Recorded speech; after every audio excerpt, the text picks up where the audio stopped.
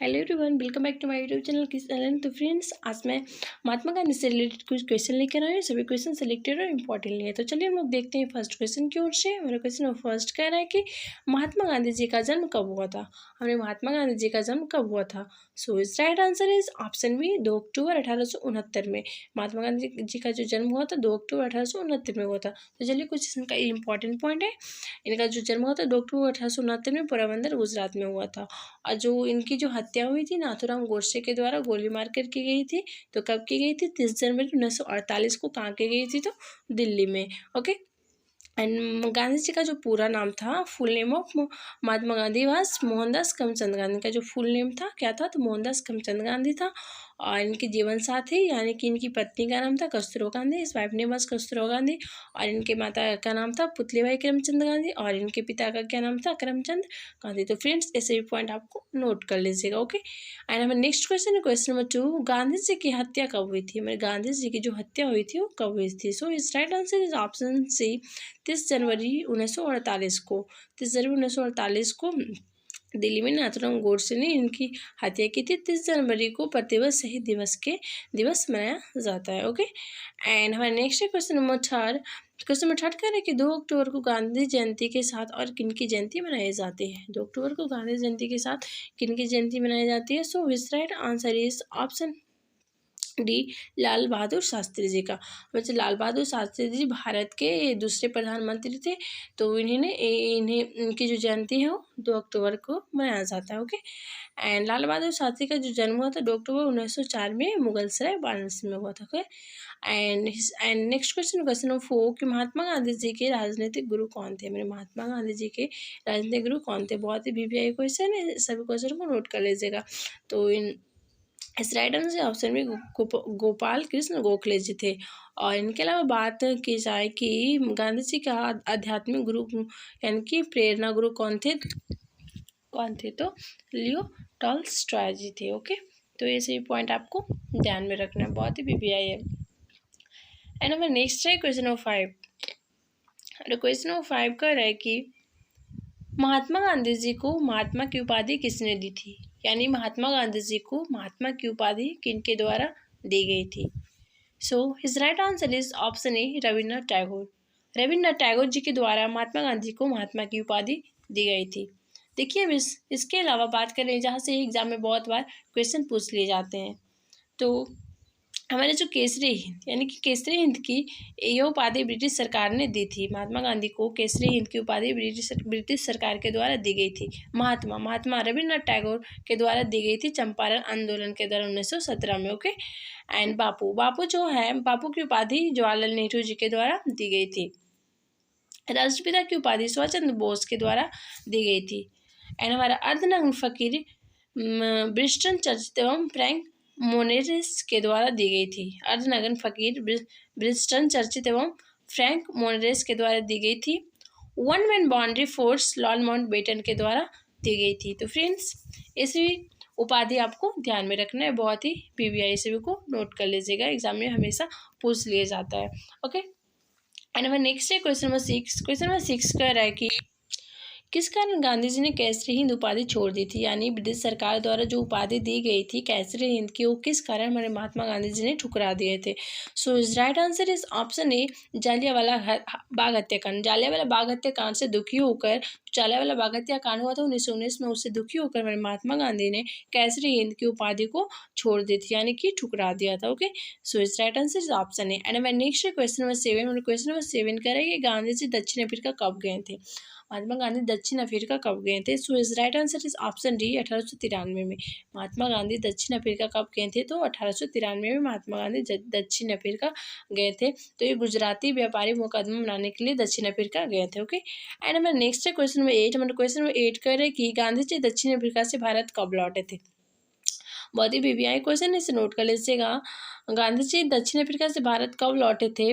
So his right answer is option C B 9 January 1915 में। ये 21 वर्ष के बाद गांधी जी दक्षिण अफ्रीका से भारत लौटे थे। Okay, so is right answer is option B 9 January 1915 में। 9 जनवरी 1915 में इसलिए 9 जनवरी को भारत में राष्ट्रीय प्रवासी दिवस मनाया जाता है। ओके, एंड हमारे next question number 9। Question number 9 कह रहे हैं कि साबरमती आश्रम की स्थापना किसने की थी। साबरमती आश्रम की स्थापना जो हुई थी वो किनके द्वारा की गई थी, तो इस right answer is option D Mahatma Gandhi ji के द्वारा की गई थी। अब हम बात करते हैं सत्याग्रह आश्रम की। तो इसकी जो स्थापना हुई थी वो 1915 में हुई थी। वो कहाँ हुई थी, तो अहमदाबाद के कोचरबा में। सत्याग्रह आश्रम की जो स्थापना हुई थी 1915 में अहमदाबाद के कोचरबा में हुई थी। नामक स्थान में महात्मा गांधी द्वारा की गई थी। किनके द्वारा की गई थी, तो महात्मा गांधी के द्वारा कराई गई थी। और 1917 में इससे अहमदाबाद के समीप साबरमती नदी के किनारे स्थापित किया गया। तब से ये साबरमती आश्रम कहलाने लगा था। ओके, सत्याग्रह आश्रम की स्थापना हुई थी 1915 में और 1917 में साबरमती आश्रम का। ओके, ध्यान में रखना है। And next question number 10। हमारे क्वेश्चन नंबर 10 कह रहा है कि सत्याग्रह सभा की स्थापना 1919 में किसने की थी। सत्याग्रह सभा की स्थापना 1919 में किसने की थी, यानी किनके द्वारा की गई थी, तो महात्मा गांधी जी के द्वारा। Right answer is option C. Okay, and हमारा नेक्स्ट है क्वेश्चन नंबर 11। हमारा नेक्स्ट क्वेश्चन कह रहा है कि महात्मा गांधी जी ने पहली बार सत्याग्रह प्रयोग कब किया। महात्मा गांधी जी ने पहली बार सत्याग्रह प्रयोग कब किया। सो his right answer is option ए 1906 में। बहुत ही वीवीआई है, इसे ध्यान में रखिएगा। 1900 में देखिए महात्मा गांधी सर्वप्रथम सत्याग्रह का प्रयोग दक्षिण अफ्रीका में 1906 में किया था। इन्होंने अपना सबसे पहला आंदोलन चलाया था। Okay, so and way next question number 12 कि गांधी जी भारत में प्रथम सत्याग्रह का प्रयोग कब किया था। गांधी जी ने भारत में प्रथम सत्याग्रह का प्रयोग कब किया था। So is right answer is option D 1917 में। 1917 में गांधी जी ने अपना प्रथम सत्याग्रह का प्रयोग किया था। और बिहार के चंपारण में 1917 में क्या किया था, तो बिहार के चंपारण में किया था। ओके, सो इसे ध्यान में रखना है। आने वाला जो है महात्मा गांधी जी द्वारा जो शुरू किए गए प्रमुख आंदोलन है, तो प्रमुख आंदोलन में से कुछ है चंपारण सत्याग्रह आंदोलन 1917 में बिहार के चंपारण जिले में से शुरू किया गया था। एंड हमारा नेक्स्ट है अहमदाबाद मजदूर आंदोलन जो है 1918 में इसे शुरू किया गया था। खेड़ा आंदोलन 1918 में खेड़ा यानी कि गुजरात में शुरू किया गया था।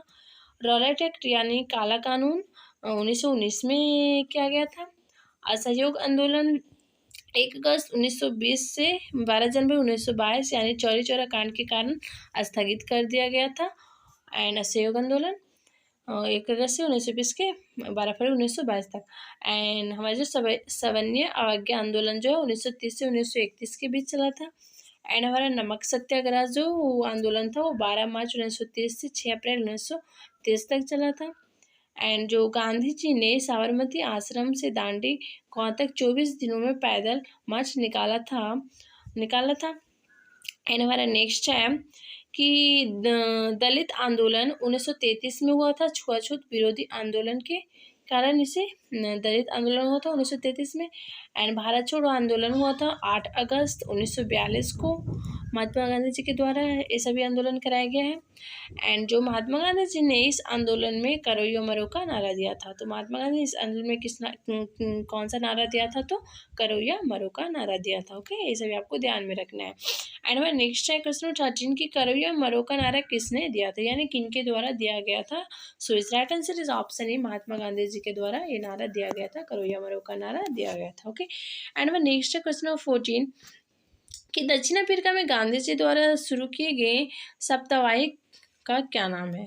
साप्ताहिक का क्या नाम है। सो इस राइट आंसर है ऑप्शन सी इंडियन ओपिनियन।